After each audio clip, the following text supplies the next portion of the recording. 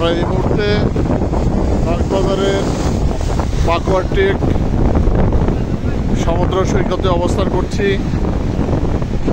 এখানে প্রচণ্ড ঢেউয়ের পরে ঢেউ আছড়ে পড়ছে তটে। আমরা সবাই মুগ্ধ হয়ে এই ঢেউ অবলোকন করছি।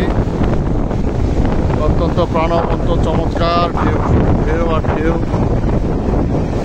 একের পর এক ঢেউ এখানে আছড়ে খাচ্ছে।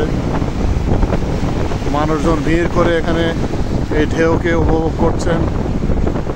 আমরাও তাদের সঙ্গে সামিল হয়েছি। এখানে আমাদের সহকর্মী আছে কয়েকজন। পাশে পাহাড়,